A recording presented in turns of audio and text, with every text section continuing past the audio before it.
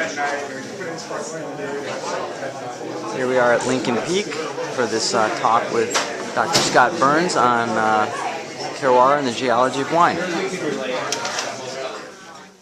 Peak Vineyard, of course, and I've seen many of you here before. If you haven't been, welcome. And if you'd like to know about what's happening, you can sign up in our email newsletter. I'll put a list up at the counter. It's about once a month. We don't overwhelm you, but we'll let you know what's new at the farm and what's happening here.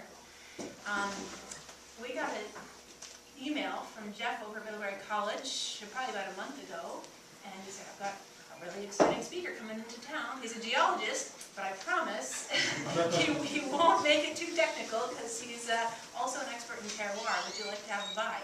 And we said, by all means, please. So this is just a gift falling in our laps, and we're really glad to share it with you. I'd like to introduce them both in a moment, but first I'd also like to thank Alan Freund, who brought by some delicious cheese. I was a little bit late getting it out the door, but at some point you should get up and other topics, urban landslides and ice age flooding in the Northwest and so on.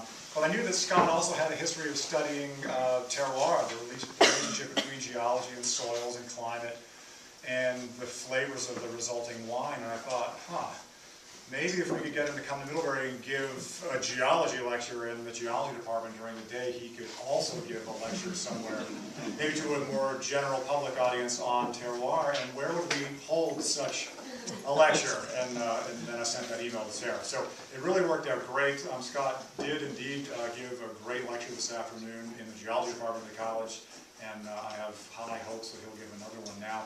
He's told me he's going to plan a talk for maybe 40 or 45 minutes or so about the terroir and the wines in the Pacific Northwest, Oregon primarily, also a bit into Washington.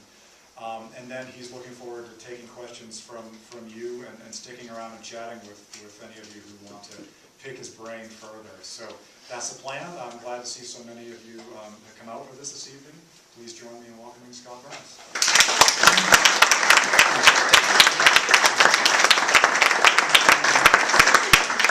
It's wonderful to be here, and I'm so excited to be talking about two things, geology and wine and soils. And when Jeff said that I would be talking in a winery in Vermont, I said, oh my God, this is going to be a first. And so this is exciting.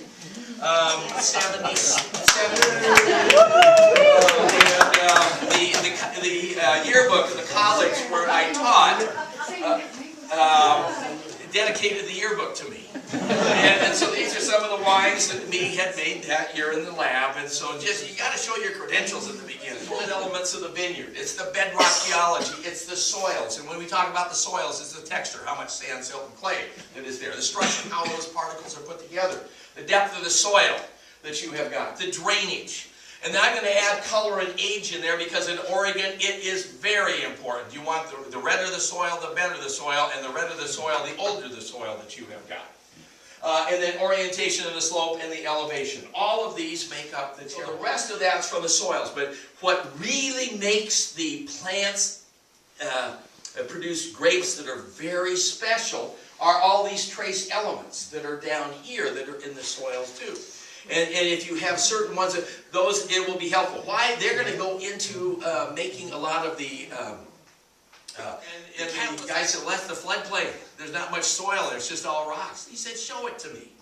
And so it looks like this. Well, that's what it looks like in Bordeaux. And he said, "I'll take. Well, how much is it?" Oh, he said, "It's only $5,000 an acre." Whereas these others were going $70,000, $80,000 an acre. He said, "You know, that's crappy soil, but I'll use it." Well, shoot, that's what he was looking for.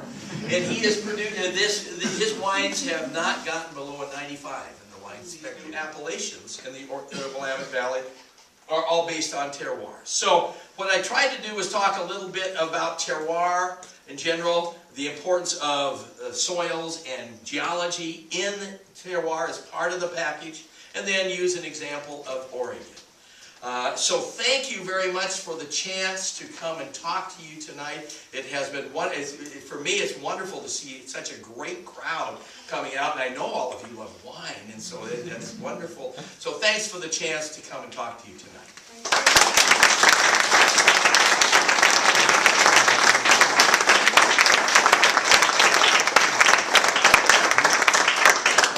you have we have time for a couple questions.